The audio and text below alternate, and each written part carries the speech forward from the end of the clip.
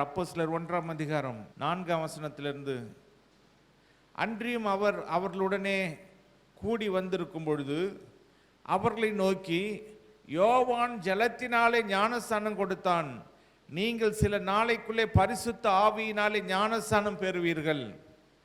ஆகையால் நீங்கள் எருசலேமை விட்டு போகாமல் என்னிடத்தில் கேள்விப்பட்ட பிதாவின் வாக்குத்தத்தம் நிறைவேற காத்திருங்கள் என்று கட்டளையிட்டார். 2 ஞானஸ்நானத்தை ஆண்டவர் இயேசு சொல்லுகிறார். ஒன்று, ஜலத்தினாலே ஞானஸ்நானம் கொடுக்கிறது, அதாவது ஒரு ஊழியக்காரர் கொடுக்கிற ஞானஸ்நானம். அந்த ஞானஸ்நானத்தை நாம் பாவங்களை அறிக்கையிட்டு மனம் திரும்பி ரட்சிக்கப்பட்டு நான் இனிமே ஆண்டவருடைய பிள்ளையாக இருப்பேன் என்று சொல்லி நாம் ஞானஸ்நானம் எடுக்கிறது. பிதா குமாரன் பரிசுத்த ஆவி நாமத்தினாலே தண்ணீரில் இறங்கி ஞானஸ்நானம் கொடுக்கிறது. இந்த ஞானஸ்நானத்தை குறித்து நிறைய வேதத்தில் நமக்கு ஆதாரங்கள் இருக்கிறது. ஒரு மந்திரி ஏசியா தீர்க்கதரிசியின் புஸ்தகத்தை வாசித்து கொண்டு போய் கொண்டிருக்கிறான். அப்பொழுது பிலிப்பு, இது அப்போஸ்தலர் நடபடிகளில் இருக்கு, பிலிப்பு அங்கே ஊழியம் செய்து கொண்டிருக்கிறான். பிலிப்புக்கு ஆகாரத்தை பரிமாறுகிற ஒரு ஊழியம்தான். அப்படிப்பட்ட பிலிப்பு ஆவியானவர்னால ஏவப்பட்டு அந்த ரதத்தோடு போய் ஒட்டிக்கொள் அப்படின்னு சொல்லும்போது ரதம் வேகமாக போய் கொண்டிருக்கிறது. இந்த பிலிப்பு ஆவியிலே போய் ஓடி போய் ரதத்தில் ஏறுறான். அங்கே பக்கத்தில் நடந்து போகிறான். நீர் வாசிக்கிறது உங்களுக்கு புரியுதா அப்படின்னு கேட்கும் பொழுது, யாராவது ஒருத்தர் சொன்னால் தானே புரியும் அப்படின்னு கை கொடுத்து மேலே வாங்கன்னு சொல்லி உட்கார வைக்கிறார் ரதத்தில். உடனே ரதத்தில் உட்கார்ந்து, நீர் வாசிக்கிறது ஆண்டவராகி இயேசு கிறிஸ்துவை குறித்து சொல்லப்பட்டிருக்கிறது அப்படின்னு சொல்லி ஆண்டவர் இயேசுவை குறித்து எல்லாவற்றையும் விளக்கமாக சொன்ன உடனே அந்த மந்திரி அந்த நாளிலே, தோ தண்ணி இருக்க, அப்போ நான் ஞானஸ்நானம் எடுக்க என்ன தடை? நீர் விசுவாசித்தா ஞானஸ்நானம் எடுக்க ஒரு தடையும் இல்லை. உடனே தண்ணியில் இறங்கி ஞானஸ்நானம் பெற்றாங்க, முழுக்க ஞானஸ்நானம். அதனால் நிறைய பேர் நாங்கள் குழந்தையிலேயே ஞானஸ்நானம் எடுத்துட்டோம் அப்படின்னு சொல்லுவாங்க. குழந்தையிலேயே ஞானஸ்நானம் எடுத்துட்டோம் அப்படின்னு சொல்கிற நிறைய பேருக்கு நான் ஒரு கேள்வியை கேட்குறேன். வேதத்தில் யாராவது குழந்தைங்க ஞானஸ்நானம் எடுத்திருக்காங்களா? இல்லை. ஆண்டவர் இயேசு அவர் ஊழியத்துக்கு வரும்பொழுது, அவர் ஒரு வாலிபனாக இருக்கும்பொழுது ஞானஸ்நானம் எடுத்தார். கந்தேக மந்திரி தண்ணியில் ஞானஸ்நானம் எடுத்தார், தெளிப்பு ஞானஸ்நானம் அல்ல. அதே போல ஆண்டவர் இயேசு ஞானஸ்நானம் கொடுத்தார், தம்முடைய சீஷர்களுக்கு கொடுத்தார். ஆண்டவர் இயேசுவின் சீஷர்கள் ஞானஸ்நானம் கொடுத்தாங்க. இப்படி தண்ணீரில் ஞானஸ்நானம் எடுத்த தேவ பிள்ளைகள் பரிசுத்த ஆவியினால ஞானஸ்நானம் பெற வேண்டும். ஒருவன் ஜலத்தினாலும் ஆவியினாலும் பிறவாவிட்டால் தேவனுடைய ராஜ்யத்துக்குள்ளே பிரவேசிக்க முடியாது என்று மெய்யாகவே மெய்யாகவே நான் உங்களுக்கு சொல்லுகிறேன், ஆண்டவர் இயேசு சொன்னார். அப்போ வெறும் தண்ணியில மட்டும் ஞானஸ்நானம் எடுத்துட்டா தேவனுடைய பரலோக ராஜ்யத்துக்குள்ளே நாம் பிரவேசிக்க முடியாது. அதனால தான் ஆண்டவர் இயேசு இவங்களை காத்திருங்க, பிதாவின் வாக்குத்தத்தம் நிறைவேற காத்திருங்க என்று கட்டளையிட்டார். அவங்க எல்லாரும் 500 பேர், சுமார் 500 பேர் பார்த்து கொண்டிருக்கிற நேரத்தில் அவர் மேலே எடுத்துக்கொள்ளப்பட்டார். ஒரு மேகம் அவரை எடுத்துக்கொண்டது. அந்த நேரத்தில் வெண்மையான வஸ்திரம் தரித்த 2 பேர் நின்று அங்கே சொல்றாங்க, கலிலேயராகிய மனுஷரே, நீங்கள் ஏன் வானத்தை அண்ணார்ந்து பார்த்து நிற்கிறீர்கள்? உங்களிடத்தில் நின்று வானத்துக்கு எடுத்துக்கொள்ளப்பட்ட இந்த இயேசுவானவர் எப்படி உங்கள் கண்களுக்கு முன்பாக வானத்துக்கு எழுந்தருளி போனாரோ அப்படியே மறுபடியும் வருவார் என்றார்கள். அப்போ ஆண்டவர் இயேசு கிறிஸ்து மறுபடியும் அவர் வருவார் என்று வாக்குத்தத்தமாய் சொல்லப்பட்டது. ஆண்டவர் இயேசு பிதாவின் வாக்குத்தத்தத்தை குறித்து அவர் சொன்னார். அதுதான் பரிசுத்த ஆவியானவர். பரிசுத்த ஆவியானவரை இவர்கள் பெற வேண்டும், அல்லது பரிசுத்த ஆவியானவரை பெற்றவர்கள் ஞானஸ்நானம் எடுக்க வேண்டும். இது ரெண்டுமே ரொம்ப முக்கியமானது. கொர்நேலி என்ற மனுஷனுடைய வீட்டிலே பேதுரு போய் ஆண்டவர் இயேசுவை பற்றி அவங்களுக்கு பிரசங்கித்த பொழுது பிரசங்கத்தை கேட்ட எல்லார் மேலும் பரிசுத்த ஆவியானவர் வந்து இறங்கினார். ஏன்னா அவங்க பரிசுத்த ஆவியானவரை பற்றி அவங்க கேள்விப்பட்டது கூட இல்லை. ஆனால் அவங்க பரிசுத்த ஆவியானவர் பரியாசம் பண்ணலை, பரிசுத்த ஆவியானவரை துக்கப்படுத்தலை, பரிசுத்த ஆவியானவரை அவங்க வந்து என்ன செய்யலைன்னா எதிர்த்து நிற்கலை, வசனத்துக்கு தங்களை ஒப்பு கொடுத்தாங்க. ஆவியினாலே தேவன் நிரப்பினார். இது எப்பொழுது நடந்ததுன்னா முதல் பரிசுத்த ஆவியானவர் 2ஆம் அதிகாரத்தில், அப்போஸ்தலர் 2ஆம் அதிகாரத்தில் ஊற்றப்படுறாரு. 10ஆம் அதிகாரத்தில் கொர்நேலியுடைய வீட்டில் ஊற்றப்படுறாரு. அப்போ பேதுரு சொல்றாரு, நம்மை போல ஆவியை பெற்ற இவர்களுக்கு தண்ணீரை விளக்கலாமா அப்படின்னு சொல்லி அதுக்கப்புறம் ஞானசனம் கொடுக்குறாங்க. ஒன்று ஞானசனம் எடுத்துட்டு பரிசுத்த ஆவியானவருடைய அபிஷேகத்தை பெறணும், அல்லது பரிசுத்த ஆவியானவருடைய அபிஷேகத்தை பெற்றவங்க ஞானசனத்தை எடுக்கணும். இது ரெண்டுமே மிக முக்கியமானது. இப்பொழுது அப்போஸ்தலர் 2ஆம் அதிகாரம் 1ஆம் வசனத்திலிருந்து நான் உங்களுக்காக வாசிக்கிறேன். பெந்தகோஸ்தே என்னும் நாள் வந்தபோது அவர்கள் எல்லாரும் ஒருமனப்பட்டு ஓரிடத்தில் வந்திருந்தார்கள். அப்பொழுது பலத்த காற்று அடிக்கிற முழக்கம் போல வானத்திலிருந்து சடுதியாய் ஒரு முழக்கம் உண்டாகி அவர்கள் உட்கார்ந்திருந்த வீடு முழுவதையும் நிரப்பிற்று. அல்லாமலும் அக்கினிமயமான நாவுகள் போல பிரிந்திருக்கும் நாவுகள் அவர்களுக்கு காணப்பட்டு அவர்கள் ஒவ்வொரு மேலும் வந்து அமர்ந்தது. அவர்கள் எல்லாரும் பரிசுத்த ஆவியினாலே நிரப்பப்பட்டு ஆவியானவர் தங்களுக்கு தந்தரின வரத்தின்படியே வெவ்வேறு பாஷைகளிலே பேச தொடங்கினார்கள். இங்கே 120 பேர் இருக்காங்க.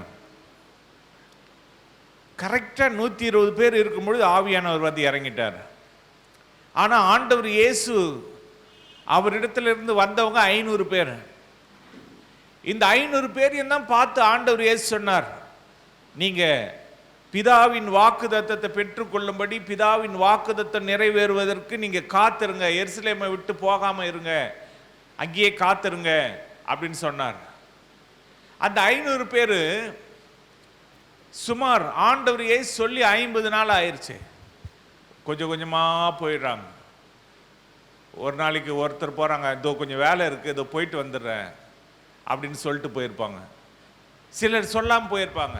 சிலர் சொல்லியிருப்பாங்க, ஒரு கல்யாணத்துக்கு போனோம், ஒரு ஃபங்க்ஷனு, ஒரு சடங்கு, ஒருத்தர் இறந்து போயிட்டாங்க அதுக்கு போனோம், எதையாவது சொல்லிட்டு போயிருப்பாங்க, இல்லை சொல்லாமல் போயிருப்பாங்க. இப்படி அந்த 500 பேரில் எத்தனை பேர் போயிட்டாங்க? 380 பேர் போயிட்டாங்க. 120 பேர் தான் இருக்காங்க. அந்த நாள் பார்த்து இன்னும் ஆண்டவர் தாமதமாக இருந்தால் அந்த 120 பேர்லேயும் கொஞ்சம் பேர் போயிருப்பாங்க.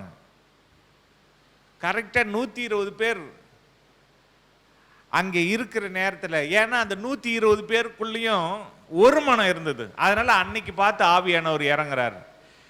கரெக்டாக அந்த ஒரு மனம் இல்லாதவங்களெல்லாம் நீக்கிட்டு அவங்கள போக வச்சிடறாரு. ஒரு மனம் இல்லாதவங்கெல்லாம் போய் எல்லாம் போய் கரெக்டாக ஒரு மனம் யாருக்கெல்லாம் இருக்கோ அப்படி பார்க்கும்போது 120 பேர். அந்த 120 பேர் ஒரு மனமாக இருக்கிறத பார்த்த உடனே அந்த இதுதான் சரியான நேரம். அதுவும் இல்லாமல் அன்னைக்கு பெந்தகோஸ்தே நாள், உடனே ஆவியானவர் வந்து இறங்குறாரு. அக்கினி நாவுகள் போல பிரிந்திருக்கிற நாவுகள் அவர்கள் மேலே காணப்பட்டு அவர்களுக்கு காணப்பட்டு அவர்கள் ஒவ்வொருவர் மேலே வந்து அமர்ந்தது.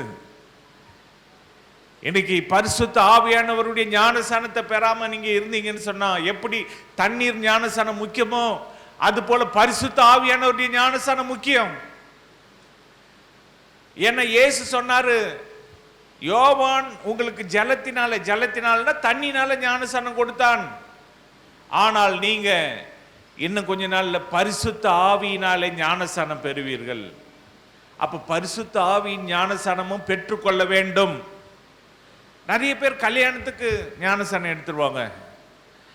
ஏதாவது ஒரு கிறிஸ்மஸ் அன்னைக்கு எங்களுக்கு ஞானசானம் கொடுங்க அப்படின்னு கிறிஸ்மஸ் பண்டிகைக்காக எடுப்பாங்க. சிலர் ஈஸ்டருக்கு நான் ஞானசானம் எடுத்துக்கிறேன். ஞானசானம் என்பது முழுசா ஆண்டவர் இயேசுவை விசுவாசித்து மனம் திரும்பி பாவத்தை அறிக்கையிட்டு எடுக்கக்கூடியதுதான் ஞானசானம். இது ஜலத்தினாலே எடுக்கக்கூடிய, தண்ணீரினாலே எடுக்கக்கூடிய ஞானசானம். அதை காட்டில விசேஷமான ஞானஸ்நானம் தான் ஆவியானவர் கொடுக்கிற ஞானஸ்நானம். 120 பேருக்கும் அன்னைக்கு ஆவியானவர் ஞானஸ்நானம் கொடுக்கிறார். அல்லேலூயா. அவங்க அந்த ஞானஸ்நானம் பெற்றதற்கான அடையாளம் என்ன என்று சொன்னா, வெவ்வேறு பாஷைகளை அவங்க என்ன பண்ணாங்க, பேசினாங்க. 120 பேரும் வெவ்வேறு பாஷைகளை பேசுறாங்க. அங்க பாத்தீங்கன்னு சொன்னா ஜனம் கூட்டம் கூட்டமா கூடிருச்சு. ஏன்னா இந்த பெந்தகோஸ்த பண்டிகை என்பது அவ்வளவு விசேஷமானது. பூமியில இருக்கக்கூடிய எல்லா தேசங்களிலிருந்தும் யூதர்கள், அதாவது சொந்த ஊருக்கு எப்ப போவாங்க எல்லாரும், ஒரு பண்டிகைன்னா கண்டிப்பா சொந்த ஊருக்கு போவாங்க. அது போல யூதர்கள் எங்கெல்லாம் பூமியில எங்கெல்லாம் சிதறி இருக்கிறாங்களோ அவங்க எல்லாரும் பண்டிகைக்கு கண்டிப்பா எங்க வருவாங்க, எருசலேமுக்கு வருவாங்க. அவங்களுக்கு முக்கியமான பண்டிகை பெந்தகோஸ்த பண்டிகை. அதனால 120 பேர் அந்த கூடி ஜெபம் பண்ற இடத்துல என்னவோ அக்கினி எரியிற மாதிரி இருக்குதே, என்னவோ கூச்சல் குழப்பமா சத்தமா இருக்குதே அப்படின்னு ஒரு கூட்டம் பார்க்க வராங்க. அவங்க யாருன்னா பல தேசங்கள்ல இருந்து எருசலேமுக்கு சொந்தக்காரங்க வீட்டுக்குள்ள வந்து அவங்க சொந்த அந்த அப்பா அம்மா சொந்தக்காரங்க அண்ணன் தம்பியை பார்க்கறதுக்கு வந்தவங்க. அவங்க வந்து எல்லாரும் ஒன்னா ஓடி வராங்க, வீட்டை விட்டு ஓடி வராங்க. அப்படியே பற்றி எரியுது, ஆலயம் பற்றி எரியிற மாதிரி அந்த வீடு, அந்த 120 பேர் இருந்த வீடு அப்படியே அக்கினி மயமா பற்றி எரியுது. எல்லாம் நினைக்கிறாங்க, ஐயோ இது எரியுது. கிட்ட போனா அது எரியவே இல்லை, அந்த அக்கினி ஒன்றும் பண்ணல. அப்போ அவங்களை கேட்குறாங்க, இவங்க என்ன நாம பேசுற ஜென்ம பாஷையில சுமார் 17 வகையான பாஷைகளை அவங்க சொல்றாங்க. இந்த பாஷையில எல்லாம் இவங்க பேசுறாங்களே, தேவனுடைய மகத்துவங்களை பேசுறாங்களே அப்படின்னு பிரமிக்கிறாங்க, ஆச்சரியப்படுறாங்க, சில நேரம் சந்தேகமும் படுறாங்க. அதே நேரத்தில் மற்றவங்க என்ன பண்ணாங்கன்னா, இவங்க மதுபானம் அதாவது குடிச்சிட்டு வெறிச்சு இருக்காங்க, அதனால இவங்க இப்படி பேசுறாங்க. அந்நிய பாஷை பேசுறது சிலருக்கு குடிச்சிட்டு பேசுற மாதிரி இருக்கு. மற்றவங்கன்னா அங்கேயே இருக்கிறவங்க, ஆமா இவங்களுக்கு வேற வேலை இல்லை, ஆனவனா வந்துருவாங்க கத்துவாங்க அப்படின்னு குறை பேசுவாங்க பத்தியாங்க. அது போல மற்றவங்க என்ன செஞ்சாங்கன்னா, இவங்க மதுபானத்தினால் நிறைந்து இருக்கிறாங்க. ஆனா அந்த ஆலயத்துக்கு அந்த மேல் வீட்டு அறைக்கு முன்ன பின்ன வந்தவங்க கிடையாது. ஆனா அன்னைக்கு தான் பார்க்குறாங்க, எல்லாரும் வெவ்வேறு பாஷையை பேசுறாங்க, நம்ம பேசுற பாஷையை பேசுறாங்க, மற்ற நாட்டில் பேசுற பாஷையை பேசுறாங்களே, அதுவும் இவங்க எல்லாரும் கலிலேயராச்சே. அப்ப ஆவியானவர் வந்துட்டா நம்ம தெரியாத பாஷையை நம்மளை பேச வைப்பார். அல்லேலூயா. ஒரு தாயார் அவங்களுக்கு முன்ன பின்ன ஆங்கிலம் வரவே வராது, அவங்க அந்நிய பாஷையில் ஆங்கிலத்தில் பேசுவாங்க. அதாவது கரெக்டாக, அதாவது எப்படி ஒரு ஆங்கிலம் சரளமாக பேசுகிறவங்க பேசுவாங்களோ அது போல் எல்லா விஷயங்கள் ஆவியானவர் அவங்க இந்த தாயார் மூலமாக ஆங்கிலத்தில் பேசுவார் கரெக்டாக. ஆனால் அவங்களுக்கு ஆங்கிலம் தெரியாது. இது போல தான் நம்ம பேசுகிற அந்நிய பாஷையில் ஏதோ ஒரு மொழி, ஏதோ ஒரு நாட்டில் பேசுகிற ஒரு பகுதியில் பேசுகிற பாஷை, அந்நிய பாஷையில் 2 வகையாக இருக்கிறது. ஒன்று மனுஷர்கள் பேசுகிற பாஷை, இன்னொன்று தூதர்கள் பேசுகிற பாஷை. மனுஷர் பேசுகிற பாஷையில் நம்ம பேசினா ஏதோ ஒரு நாட்டிலேருந்து வந்தவங்க கண்டுபிடிச்சிருவாங்க. சிலர் பார்த்தீங்கன்னா லட்டினில் பேசுவாங்க, சிலர் ஈப்ரூவில் பேசுவாங்க, சிலர் அந்நிய பாஷை பேசும்பொழுது அந்த வெளிநாடுகளில் ஆஸ்திரேலியா இல்லைன்னா அமெரிக்கா போன்ற நாடுகளில் ஆங்கிலம் அல்லாத மற்ற மொழிகள் இருக்கும். அந்த மொழிகளில் பேசக்கூடிய அந்த மொழிகளை நான் கேட்டிருக்கிறேன். அதே நேரத்தில் சில மொழிகள் அது புரியவே புரியாது, அது யார் கேட்டாலும் புரியாது. அதுதான் தூதர்கள் பேசுகிற பாஷை, அது தேவனோடு ரகசியம் பேசுகிற பாஷை, அது மனுஷர் யாருக்குமே புரியாது. அப்போ இந்த 2 பாஷையும் நாம் பேச வேண்டும். அப்போ இப்படிப்பட்ட மிக முக்கியமான அபிஷேகத்தை கொடுத்த நாள் தான் இந்த நாள், பெந்தகோஸ்தே நாள். அல்லேலூயா.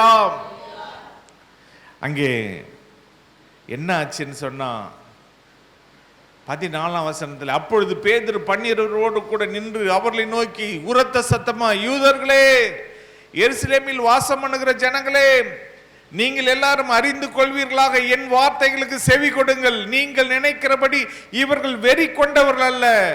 பொழுது விடிந்து 3ஆம் மணி வேலையா இருக்கிறது. தீர்க்கதரிசியாகிய யோவேலினால் உரைக்கப்பட்டபடியே இது நடந்தேறுகிறது. அப்ப பேதுரு இங்க சொல்றாரு, தன்னுடைய வார்த்தைகளை சொல்றாரு.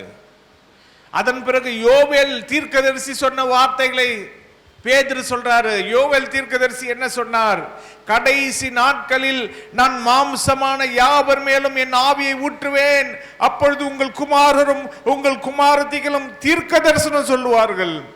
உங்கள் வாலிபர் தரிசனங்களை அடைவார்கள். உங்கள் மூப்பர் சொப்பனங்களை காண்பார்கள். என்னுடைய ஊழியக்காரர் மேலும் என்னுடைய ஊழியக்காரிகள் மேலும் அந்நாட்களில் என் ஆவியை ஊற்றுவேன். அப்பொழுது அவர்கள் தீர்க்க தரிசனம் சொல்லுவார்கள்.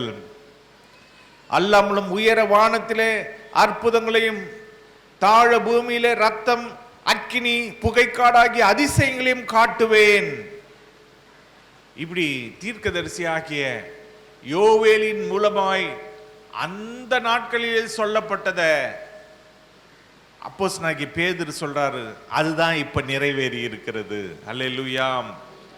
என்னைக்கோ சொன்ன தேவ வார்த்தை, என்னைக்கோ தேவன் வாக்குதத்தம் பண்ணின வாக்குதத்தம் அந்த நாளிலே பெந்தகோஸ்த பண்டிகை நாளிலே நிறைவேறினது.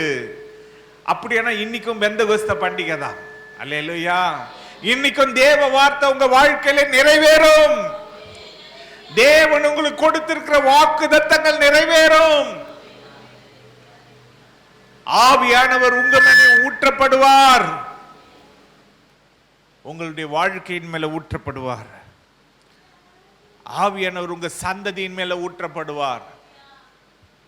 இங்கே அப்போஸ்தலனாகிய பேதுரு பேசினது மட்டுமல்ல, தீர்க்கதரிசியாகிய யோவேலுடைய தீர்க்க தரிசனத்தை அவர் சொல்லி காட்டுகிறதை பார்க்கிறோம். அதோடு கூட அவர் நிறுத்தாமல் தாவீது சொன்னதை அவர் சொல்லுகிறார். அது என்னவென்று சொன்னால் 25ஆம் வசனம், அவரை குறித்து தாவீது, கர்த்தரை எப்பொழுதும் எனக்கு முன்பாக நிறுத்தி நோக்கி கொண்டிருக்கிறேன். நான் அசைக்கப்படாதபடி அவர் என் வலது பார்சத்திலே இருக்கிறார். அதனாலே என் இருதயம் மகிழ்ந்தது, என் நாவு களி கூர்ந்தது, என் மாம்சமும் நம்பிக்கையோடு தங்கி இருக்கும். என் ஆத்துமாவை பாதாளத்தில் விடீர். உம்முடைய பரிசுத்தர் அழிவை காணவட்டீர். ஜீவ மார்க்கங்களை எனக்கு தெரியப்படுத்தினீர். உம்முடைய சன்னிதானத்திலே என்னை சந்தோஷத்தினால் நிரப்புவீர் என்று சொல்லுகிறான். அப்ப தாவீது தீர்க்க தரிசனமா சொல்லும்போது சொல்றாரு, தாவீது வாழ்ந்து எத்தனையோ வருஷங்கள் முன்னால அவர் சொன்னாரு. ஆனா ஆவியானவர் பெந்தகோஸ்த நாளிலே ஊற்றப்பட்டார். அப்ப தாவீது சொன்னதை சொல்லி காமிக்கிறாங்க. தாவீது இந்த ஆண்டவர் இயேசு கிறிஸ்துவை குறித்து சொல்லி இருக்கிறாரு. அவர் தேவன் தம்முடைய பரிசுத்தரை அழிவை காணவட்டார், ஜீவ மார்க்கங்களை எனக்கு தெரியப்படுத்தினார். அன்னைக்குதான் ஆவியானவரின் ஜீவ மார்க்கம் இந்த உலகத்தில் தெரியப்படுத்தப்பட்டது. என ஆவியானவர் ஊற்றப்பட்டார். எந்த ஒரு மனுஷனும் ஆவியினாலே நிரப்பப்பட முடியும் என்று சொல்லி அன்னைக்கு தான் தெரியப்படுத்தினார். அந்த நாட்களிலெல்லாம் ஒரு ஆள் மேலதான் ஆவியானவர் வந்து இறங்குவார். இஸ்ரவேல் ஒரு தேசம் இருக்குது அப்படின்னா அந்த தேசத்துல ஒரு தீர்க்கதரிசி, அந்த தீர்க்கதரிசி மேல ஆவியானவர் வந்து இறங்குவார். அந்த தீர்க்கதரிசி அவங்களுக்காக தீர்க்க தரிசனம் சொல்லுவார். ஒரு ஏசையா இருப்பார், அவர் இல்லைன்னா ஒரு எரேமியா இருப்பார், அவர் இல்லைன்னா ஒரு எசேக்கியேல் இருப்பார், இல்லைன்னா ஒரு யோவேல் இருப்பார், இல்லைன்னா ஒரு சகரியா. அது மாதிரி யாரோ ஒரு தீர்க்கதரிசி, அவங்க மேலதான் ஆவியானவர் வந்து இறங்குவார். ஆனா இன்னைக்கு ஆவியானவர் ஊற்றப்பட்டு எல்லார் மேலேயும் ஊற்றப்பட்டு எல்லாருக்குள்ளும் அவர் வாசம் பண்ணுகிறார். அப்ப நாம் எல்லாருமே தீர்க்க தரிசனம் சொல்லலாம். அல்லேலூயா. நீங்க உங்களுடைய சந்ததிகளை குறித்து தீர்க்க தரிசனம் சொல்லலாம். உங்களுடைய குடும்பத்தை குறித்து தீர்க்க தரிசனம் சொல்லலாம். நீங்க சந்தேகமான வார்த்தைகளை விட்டுறாதீங்க. சாத்தான் உங்க வாயில சந்தேகமான வார்த்தைகளை வருதா அப்படின்னு பார்த்து அதை பிடித்து கொள்ளுவான். எப்பொழுதும் தேவனுடைய சித்தத்திற்கும் தேவனுடைய அந்த விருப்பத்திற்கும் நம்ம மாறாக நடக்கும்பொழுது சாத்தான் நம்முடைய வாழ்க்கையில குறுக்கிட முடியும். அதற்கு நான் ஒரு உதாரணத்தை சொல்றேன். ஒரு முறை நம்முடைய சபையின் வாலிபர்கள் எல்லாம் 4 மாவடி என்ற அந்த இடத்துல நடக்கிற எழுப்புதல் கூட்டத்திற்கு நாங்கள் அழைத்து சென்றிருந்தோம். அப்ப தேவன் என்னோடு கூட தனியாக அவர் வெளிப்படுத்தினது என்னன்னா, இப்ப நீ கிளம்பி போக வேண்டாம். பாருங்க, கூட இருக்கிற அந்த வாலிபர்களும் சொல்றாங்க, அண்ணா இன்னைக்கு தங்கிட்டு நாளைக்கு போகலாம், நாங்கள் கன்னியாகுமரியெல்லாம் சுற்றி பார்ப்போம், பீச்செல்லாம் பார்த்துட்டு நாளைக்கு போகிறோம். ஆனால் எனக்கு மனசில் எப்போ இவனுங்க நாளைக்கு போகலாங்கிறாங்க, ஏன்னா இவங்களுக்கு செலவு முழுசாக நான் பார்க்கணும். எத்தனை நாள் இருக்கிறாங்களோ அத்தனை வேலை சாப்பாடு நான் கொடுக்கணும். நான் எங்கேருந்து போகிறது? இப்போ அவங்க தங்கினா தங்க வைக்கிறதுக்கு இடத்த நான் பார்க்கணும். அங்கே 4 மாவட்டத்தில் அங்கே இருக்கும்போது அங்கே தங்கிட்டோம், அங்கே சாப்பிட்டுட்டோம். இப்போ தங்கணும்னா வேற ஒரு இடத்த நான் அரேஞ்ச் பண்ணணும். அதுவும் இல்லாமல் சாப்பாடு வேலைக்கு இன்னொரு நாள் எக்ஸ்ட்ரா தங்கினா இன்னொரு 3 வேளை சாப்பாடு பண்ணணும். ஒவ்வொரு நாளும் ஒவ்வொரு வேளை சாப்பாடு அரேஞ்ச் பண்ணோன்னா எவ்வளோ காசு தேவைப்படும்.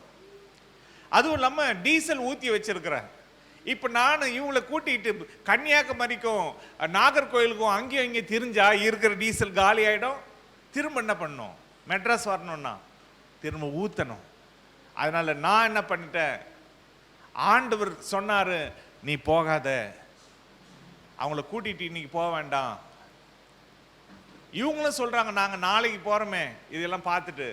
நான் நினச்சிக்கிட்டேன், இல்லை நீங்கள் நைட்டோட நைட்டாக கொண்டு போய் உங்களை விட்டா நாளைக்கு நீங்கள் வேலைக்கு போயிடுவீங்கல்ல, இல்லை ஒரு நாள் உங்களுக்கு லீவ் ஆகிடும்ல அப்படின்ற மாதிரி. அதுவும் ஒரு பக்கம். அதனால் நைட்டோட நைட்டாக கிளம்புறோம். ஒரு குறிப்பிட்ட இடம், அது சத்துரு கோட்டை இருக்கிற இடம். அந்த வழியில் அங்கங்கே ஆக்சிடென்ட் நடக்கிறக்கூடிய சில இடங்களில் பொல்லாத ஆவிகள் கிரியை செய்கிற இடங்க.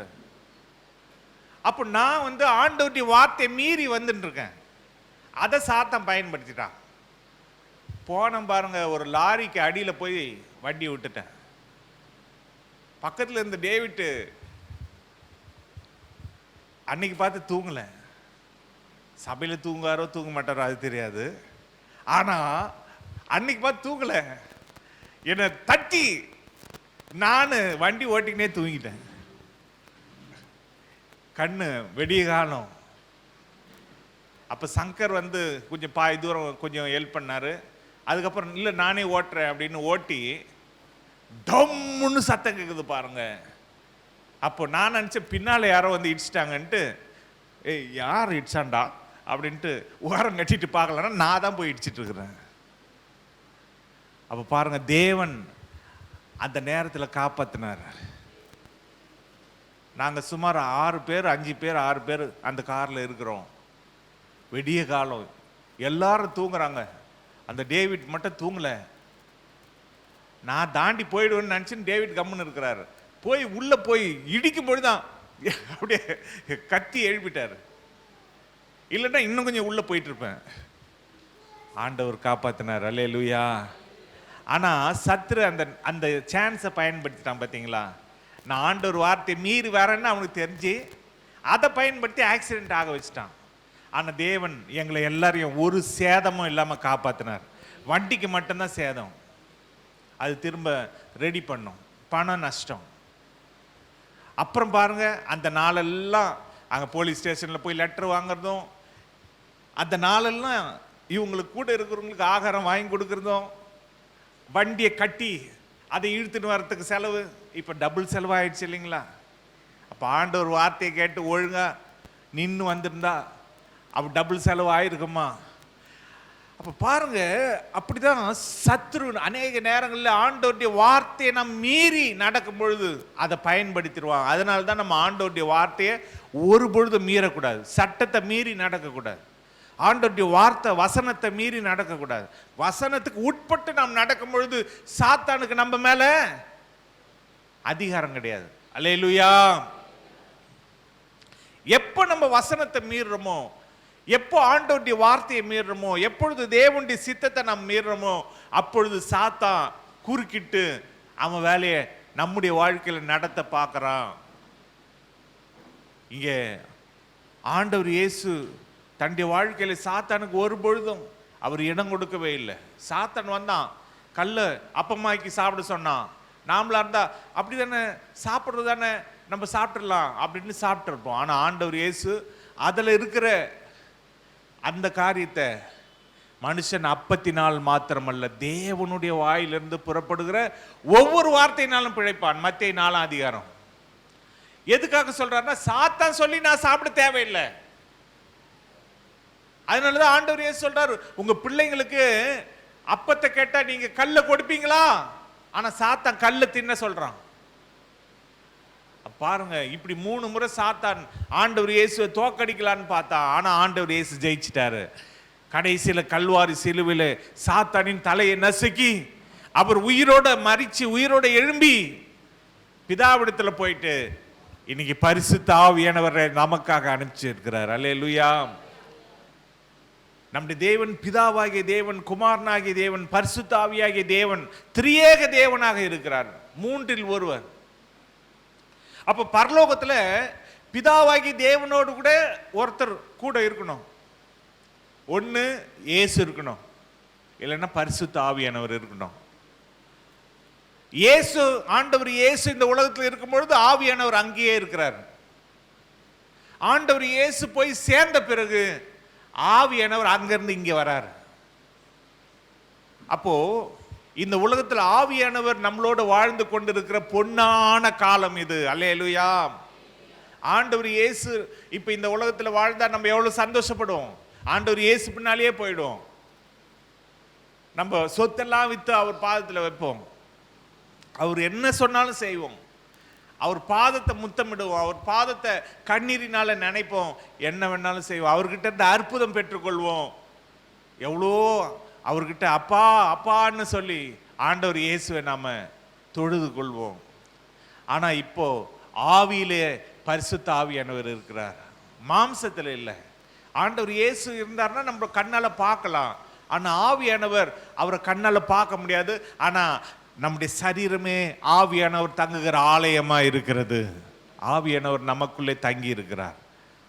அன்னைக்கு பெந்தகோஸ்த நாள்ல தொடங்கினது போல இன்னைக்கு எல்லார் மேலேயும் வந்து இறங்கி கொண்டே இருக்கிறார், எல்லாரையும் நிரப்பிக்கொண்டே இருக்கிறார். அல்லேலூயா.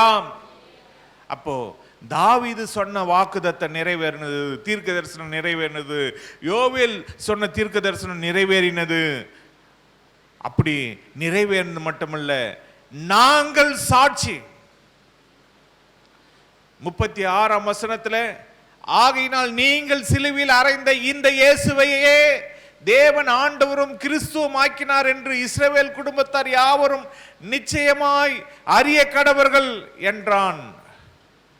அது மட்டுமல்ல, 23ஆம் வசனத்தில், அப்படி இருந்தும் தேவன் நிர்ணயித்திருந்த ஆலோசனையின்படியையும் அவருடைய முன் அறிவின்படியையும் ஒப்பு கொடுக்கப்பட்ட அந்த இயேசுவை நீங்கள் பிடித்து அக்கிரமக்காரருடைய கைகளினாலே சிலுவையில் ஆணி அடித்து கொலை செய்தீர்கள். தேவன் அவருடைய மரண உபாதிகளின் கட்டை அவிழ்த்து அவரை எழுப்பினார். அவர் மரணத்தினால் கட்டப்பட்டிருக்க கூடாது இருந்தது. அப்போ ஆண்டவர் இயேசுவை உயிரோட தேவன் எழுப்பிட்டார். 32ஆம் வசனம், இந்த இயேசுவை தேவன் எழுப்பினார், இதற்கு நாங்கள் எல்லாரும் சாட்சிகளாய் இருக்கிறோம். அப்ப சீஷர்கள் பேசுறாங்க, நாங்க சாட்சி. அன்னைக்கு யோவேல் தீர்க்க தரிசனம் சொன்னாரு, தாவீது சொன்னாரு, இன்னைக்கு நாங்களே சாட்சி. இயேசு உயிரோடு எழும்பி இருக்கிறார். அப்ப இயேசு உயிரோடு எழும்பினதுனால அவர் சொன்னபடியே வாக்குதத்தத்தை, பிதாவின் வாக்குதத்தை பெற்றுக்கொள்ளுங்கன்னு சொன்னபடியே ஆவியானவரை இந்த நாளில தான் ஊற்றி இருக்கிறார். தென்னாப்பிரிக்க தேசத்தில் நான் சென்றிருக்கும் பொழுது அங்கே இன்னொரு எக்ஸ்ட்ரா பண்டிகை கொண்டாடுறாங்க. அது என்னன்னா, பரமேறின நாள். ஆண்டவர் இயேசு பரலோகத்துக்கு எடுத்து கொண்டப்பட்ட நாள். அவர் உயிரோடு எழும்பி 50வது நாள் பரலோகத்துக்கு போனார். அதை ஒரு நாள் ஒரு லீவ் எல்லாம் கொடுத்து அதை கொண்டாடுறாங்க. நம்ம நாட்டில் ஒரு கிறிஸ்மஸுக்கே லீவ் விடுறதுக்கு கஷ்டப்படுறாங்க. அப்போ நம்ம பண்டிகை வந்து நிறைய இருக்கு. கிறிஸ்மஸ் இருக்கு, அதுக்கப்புறம் நியூ இயர் இருக்கு, அதுக்கப்புறம் குட் ஃப்ரைடே இருக்கு, ஈஸ்டர் இருக்கு, அதுக்கப்புறம் ஆண்டவர் இயேசு பரமேறின நாள், அதுக்கப்புறம் பெந்தகோஸ்தே நாள், இன்னும் கேட்டா பஸ்கா பண்டிகை, அதை ஒரு நாள் கொண்டாடலாம். இப்படி அநேக பண்டிகைகள் ஆண்டவர் இயேசுவை குறித்து அவரை சார்ந்து இருக்கு. இப்படி பல பண்டிகைகள் இருந்தாலும் ஆண்டவர் இயேசு கிறிஸ்து அவருடைய அபிஷேகம், அவருடைய ஆவியை நாம் பெற்று அவருக்காக சாட்சியாய் வாழ வேண்டும். இவங்க சாட்சியாக வாழ்ந்தாங்க. சீஷர்கள் ஆவியானவர் பெற்ற உடனே அவங்களுக்கு எங்க தான் இருந்து வந்துச்சோ தெரியல, தைரியமா பேசுறாங்க. அப்ப அங்க இருந்த எல்லாரும் பரியாசம் பண்ணவங்க, கேலி பண்ணவங்க, இவங்க குடிச்சிட்டு பேசுறாங்கன்னு சொன்னவங்க எல்லாருடைய உள்ளத்திலையும் குத்தப்பட்டு நாங்க என்ன செய்யணும், மனம் அவங்க குத்தப்பட்ட உடனே அவங்க மனம் உடைஞ்சு போயிட்டாங்க. இப்ப நாங்க என்ன செய்யணும்? நீங்க சொல்றாங்க 37 இதை அவர்கள் கேட்ட பொழுது இருதயத்திலே குத்தப்பட்டவர்களாகி பேதுருவை மற்ற அப்போஸ்தலரையும் பார்த்து, சகோதரரே நாங்கள் என்ன செய்ய வேண்டும் என்றார்கள். பேதுரு அவர்களை நோக்கி, நீங்கள் மனம் திரும்பி ஒவ்வொருவரும் பாவ மன்னிப்புக்கென்று இயேசு கிறிஸ்துவின் நாமத்தினாலே ஞானஸ்நானம் பெற்றுக் கொள்ளுங்கள், அப்பொழுது பரிசுத்த ஆவியின் வரத்தை பெறுவீர்கள்.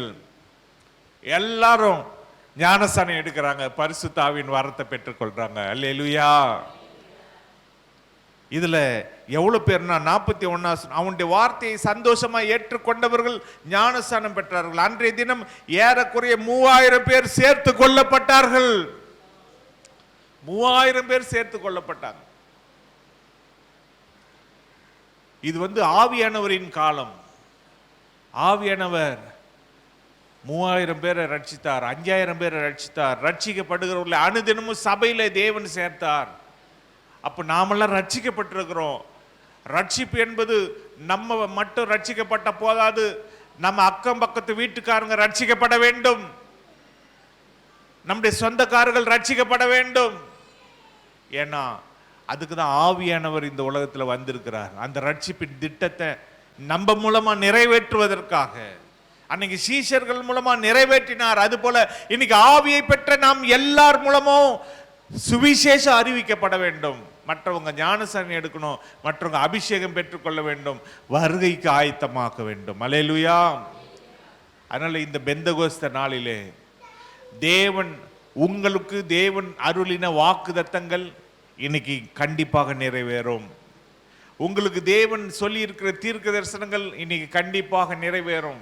சிலர் சொல்லுவாங்க, இந்த நாளில் நீங்க வந்து எதை நினைச்சுக்கிறீங்களோ எதை வேண்டிக்கிறீங்களோ அது நடக்கும். அது போல நான் உங்களுக்கு சொல்றேன், இன்னைக்கு விசேஷமான நாள், பெந்தகோஸ்தே நாள், ஆவியானவர் உலகத்துக்கு வந்த நாள். இன்னைக்கு அவரை நோக்கி வேண்டிக் கொள்ளுகிற எந்த காரியமா இருந்தாலும் உங்களுடைய வாழ்க்கையில கண்டிப்பாக நடக்கும். நம் கண்களை மூடி நம் ஜெபம் பண்ணலாமா? எங்கள் அன்பின் பரிசுத்த பிதாவே, உம்மை நன்றி உள்ள இருதயத்தோடு நாங்கள் துதிக்கிறோம், உம்மை ஸ்தோத்தரிக்கிறோம். அப்பா, பெந்தகோஸ்தே என்ற பண்டிகையின் நாளிலே ஆவியானவரே நீர் வந்து இறங்கினீரே, அதற்காக எமக்கு நன்றி செலுத்துகிறோம். ஆவியானவர் வந்து இறங்கின பொழுது அவர்கள் குத்துண்டவர்களாக, சகோதரரே நாங்கள் என்ன செய்ய வேண்டும் என்று சொல்லி அவர்கள் சொன்ன பொழுது, நீங்க மனம் திரும்பி ஒவ்வொருவரும் பாவ மன்னிப்பு கண்டு ஞானஸ்நானத்தை பெற வேண்டும், அப்பொழுது பரிசுத்த ஆவியானவருடைய வரத்தை பெறுவீர்கள் என்று சொன்ன பொழுது அவர்கள் எல்லாரும் ஞானஸ்நானம் பெற்றார்கள், எல்லாரும் விசுவாசிகளாய் மாறினார்கள், எல்லாரும் அபிஷேகம் பெற்றார்கள். ஆமென். எல்லாரும் உம்முடைய பிள்ளைகளாய் மாறினார்கள், ரட்சிக்கப்பட்டார்கள். ஆண்டவரே, இப்படியாய் சம்பவங்கள் நடந்தது, அதற்காக உமக்கு நன்றி செலுத்துகிறோம். ஆண்டவரே, இன்னைக்கு அந்த பெந்தகோஸ்தே நாளா இருக்கிறபடினாலே ஆவியானவரே நீர் இந்த உலகத்தில் வந்த நாளாய் இருக்கிறபடினாலே இப்பொழுது உம்முடைய சபையார் ஒவ்வொரு நீர் தொட்டருளும் ஐயா. அவருடைய தேவைகளை இப்பொழுதே கண் நோக்கி பார்த்து அவங்களுடைய மாம்சீக தேவைகள் எதுவாக இருந்தாலும் அதை இப்பொழுது நீர் நிறைவேற்றும். அவருடைய ஆவிக்குரிய அவங்களுடைய ஆத்ம தேவைகள் எதுவாக இருந்தாலும் இப்பொழுதே அவர்களுக்கு நிறைவேறட்டும் ஐயா. அவங்களுடைய வாழ்க்கையில நீர் சொல்லி இருக்கிற தீர்க்க தரிசனங்கள் நிறைவேறட்டும், வாக்குத்தத்தங்கள் நிறைவேறட்டும். நீரே பொறுப்படுத்த வழி நடத்தும், ஆசீர்வதியும். உமக்கே சகல துதிகன மகிமை நாங்கள் ஏறெடுக்கிறோம். எங்கள் மீட்பரும் எங்கள் இரட்சகருமாகிய இயேசு கிறிஸ்துவின் நாமத்தில் ஜெபிக்கிறோம் எங்கள் பரிசுத்த பிதாவே. ஆமென்.